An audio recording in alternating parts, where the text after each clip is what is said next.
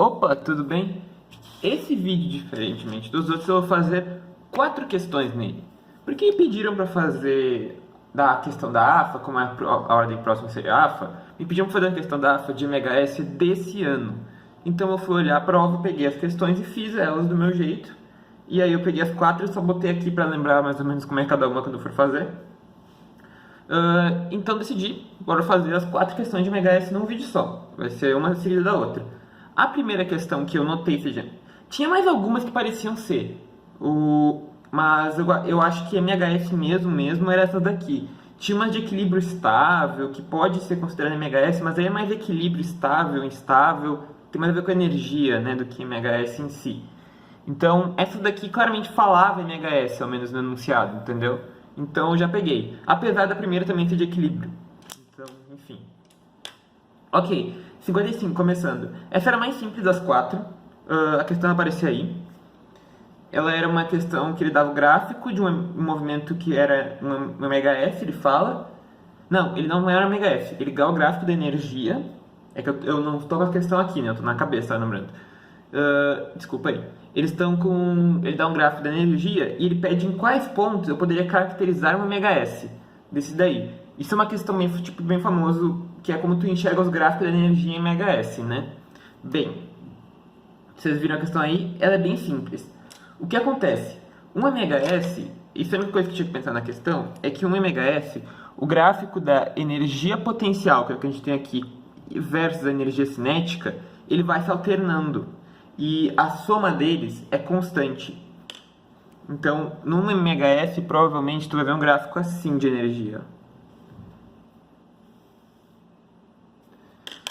Tem um patamar. Se pegar só a energia, que não é energia potencial nem cinética, aqui é energia total. Tem um patamar máximo, que seria o E total. E daí, o teu gráfico, ele vai... A energia é sempre a mesma, né? Mas se tu pegar cada um, eu vou fazer um de cada. O de vermelho eu vou fazer... Não. De azul, a energia cinética.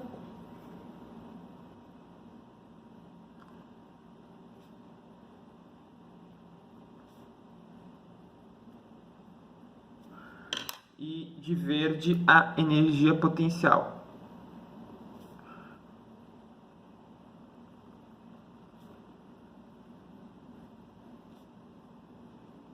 Ok? Esse seria mais ou menos, esse aqui é a energia potencial, esse é a cinética. Nota que o máximo que eles atingem é esse E, que eu acho que é a energia mecânica do sistema, e a soma em qualquer instante é o E.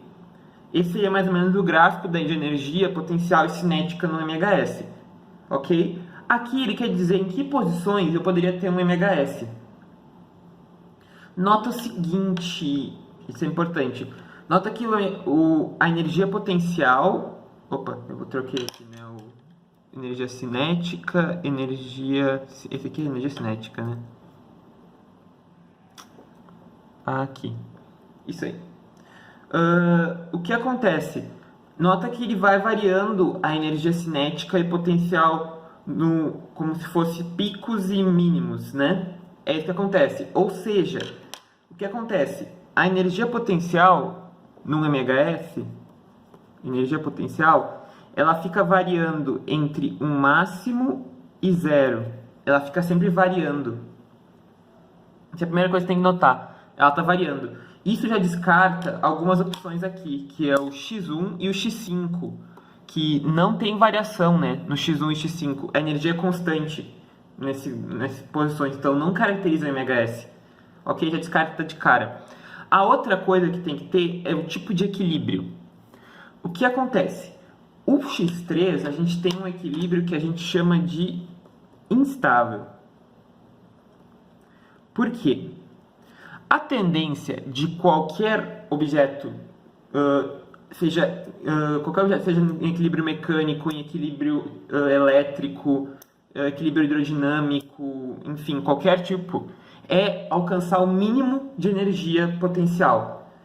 Isso é nítido porque pega qualquer tipo de equilíbrio, por exemplo, uma carga positiva e uma carga negativa. Elas vão se atrair por quê? Porque à medida que elas se atraem, a energia potencial elétrica delas cai. Lembra, energia potencial elétrica é é K vezes menos Q sobre a distância. Então ela é negativa sempre, porque são canais trocados, e a distância, quando diminui, ela aumenta. Então o negativo aumenta, o que implica que o valor cai à medida que D diminui. Ou seja, ela tende a diminuir. Isso é sempre. O corpo ele sempre vai tender para um estado de baixa energia. Isso é uma coisa natural da vida. A gente vai tender para um estado de menor energia. Então, se o meu corpo estivesse, por exemplo, aqui, pode ser até uma bolinha, porque é um equilíbrio mecânico. Se ela rola para cá ou se ela rola para cá, ele não tem como subir de novo, porque não tem um equilíbrio. Ele não está preso num vale, ele está num equilíbrio instável. Qualquer movimento, ele cai e fica preso nesses vales. É a mesma coisa que uma bolinha. Uma bolinha é um equilíbrio mecânico de energia potencial gravitacional. Aqui é um equilíbrio de energia potencial elétrica, pode ser qualquer um. Então, o X3 é um equilíbrio estável e não pode caracterizar o MHS, porque o MHS ele tem que ficar oscilando entre energia potencial e energia cinética. Ele não pode cair numa e descer vigorosamente, ele tem que ficar oscilando. Então, os únicos dois pontos que poderiam caracterizar seriam o X2 e o X4. Por quê? Se minha bolinha estivesse aqui, por exemplo, se ela tentasse subir, ela ia começar a cair. Qualquer lado que ela tentar subir, ela ia cair. Aqui é a mesma coisa, ó. Se ela tenta subir, ela vai cair de novo. Então ela está presa nesse vale, ó. Ela está presa nesse intervalo aqui. Elas ficam presas, né? Ou seja, X2 e X4 caracterizam o MHS, o que marca a alternativa C de cadete para essa questão, 55, da prova A, né? Claro, dependendo da velocidade que tu der para ela de impulso, ela pode sair desse vale. Mas o MHS a gente considera que são oscilações pequenas, né? Então ele não consegue sair a princípio. Então é o MHS. Um gráfico de energia no MHS é sempre isso, ele vai ficar oscilando. Aqui estaria aqui o máximo seria onde teria o gráfico de energia cinética. Ele seria assim, energia cinética. Se a gente fosse fazer por cima, seria algo assim. O gráfico de energia cinética. Ele inverte. Opa, desculpa. Seria algo assim, né? Aqui. Esse seria o gráfico de energia cinética, ele inverte. É a lógica. Aqui não daria certo, porque ele ia começar a descer e a velocidade aumenta vigorosamente, sem parar. Entendeu? Então não tem um gráfico não tem um MHS. O MHS tem que ter uma oscilação. Então essa daqui, tranquilíssima, né? Essa daqui é bem de boa. É uma análise de gráfico, lembra que sempre tende a menor energia, a MHS tem que ficar oscilando. Então o topo de uma montanha não está oscilando. Se tu empurrar um pouquinho, ele cai vigorosamente. Ok? Agora vamos para as mais difíceis, né? Começando pela 57. Deixa eu ligar a lanterna aqui, acho que vai ficar melhor para ver. Tá, aqui. A 57. Essa também não era tão difícil e ela não é muito de MHS, ela é mais de ótica. Na real, ela é 95% ótica e 5% de MHS. Porque a única coisa que fala de MHS é que diz que o negocinho tem uma MHS só. O resto é pura ótica. Porque o que ele fala? Ele fala que ele está no MHS dado por uma equação lá. Ele dá que é uma equação do MHS, que é uma amplitude, né? Eu chamei de H amplitude, daí ele não dá o nome, né? Mas eu chamei de H cosseno de WT. É o MHS. Ele diz que ele está oscilando e aí ele quer a relação entre as amplitudes das duas imagens, uma num espelho e uma numa lente. Ele dá alguns parâmetros. Quais são esses? Ele dá a distância, que é sempre a mesma, entre o espelho e a lente, que é 3A. Só que nessa daqui, no espelho, ele diz que o raio de curvatura é 8A. Como o foco é raio sobre 2, então o foco está na metade, 4A. Um pouco depois do 3A, né? Na lente já é diferente. Ele diz que a distância focal ele já dá, que vale A. Ele dá o N também, mas isso aqui é só informação inútil, não serve pra nada. Porque já deu o foco, então não precisa do índice de refração, né? Só se dissesse que o meio era diferente, mas ele diz que o meio é ar, então que o N do ar é 1. Então não tem inversão, tá ok. Tá, aí ele pede a razão das amplitudes. É basicamente isso. Do movimento do MHF de cada um. O que acontece? E ele diz que ele tem uma frequência. A frequência, quando tu espelha uma imagem de um MHS, ela se mantém. Porque quando ele estiver na amplitude, a imagem também vai estar na amplitude, né? Faz todo sentido. Quando esse aqui estiver na amplitude, a imagem também vai estar na amplitude. Quando esse aqui estiver no zero, a imagem também vai estar no zero. É o coerente, né? Então, a frequência angular, ela é a mesma da imagem e do objeto normal. O que vai mudar é o tamanho da amplitude, porque isso depende da condição do espelho ou da lente. Nesse caso aqui, vamos supor, vamos pausar o MHS, eu dei uma pausa no tempo, no momento em que ele está na amplitude nos dois casos. Tá? Posso fazer isso, pausei. Ignora a frequência é inútil. Nesse instante, onde que vai estar a imagem? Bem, a imagem, nota no primeiro caso, é um espelho côncavo, ele deu que é côncavo. E ele está antes do foco, porque o foco é 4A, né? Porque ele disse que o raio era 8. Se ele está antes do foco, a imagem é virtual e maior. Então, provavelmente, ele vai estar em algum lugar aqui. Só um esboço, né? Com amplitude 1 maior do que H. No caso 2, que é o da lente, o que acontece? O foco está aqui, no A. Então, o antiprincipal é 2A. Esse é o antiprincipal. Como ele está 3A, ele está antes do antiprincipal, ou depois, se a gente considerar o eixo para cá. Ele está depois do antiprincipal. Ou seja, a imagem que se forma aqui, ela é real e menor. Então, aqui vai formar uma imagem que ela é menor. Ela forma antes do antiprincipal, nesse caso aqui, né? Então, ele vai formar uma imagem invertida e menor. Então, vai estar uma distância menorzinha aqui, né?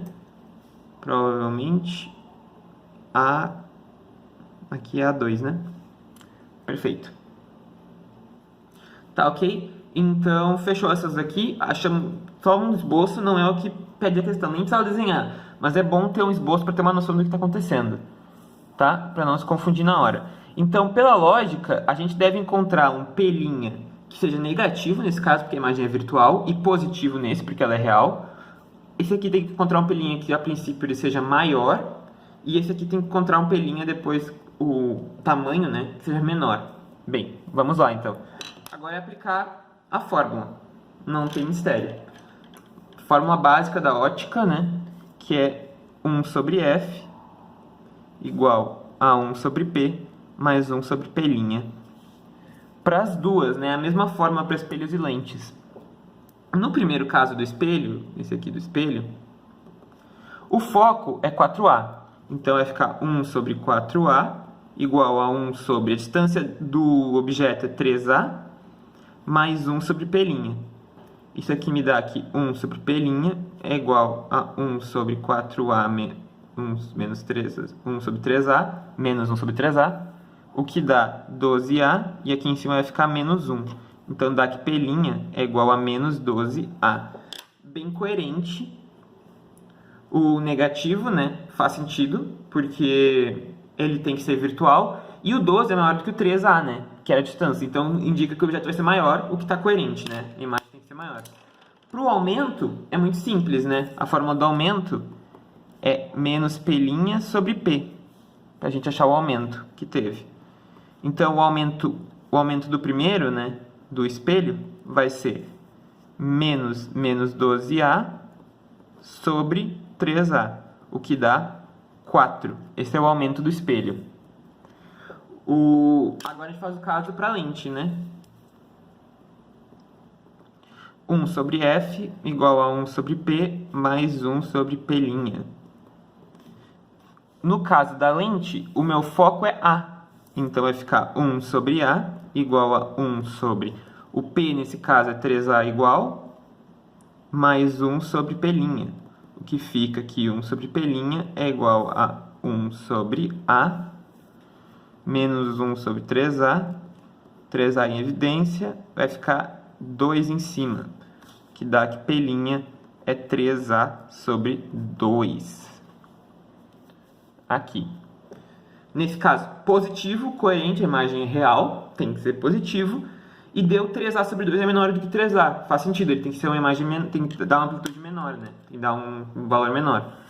Ou então o aumento da lente vai ser menos P' sobre P, que dá menos 3A sobre 2 sobre P, que é 3A. Então, nesse caso aqui, vai dar menos meio. Ok? Negativo por quê? Porque inverte, a imagem é invertida, o que está coerente com o que a gente supôs no início.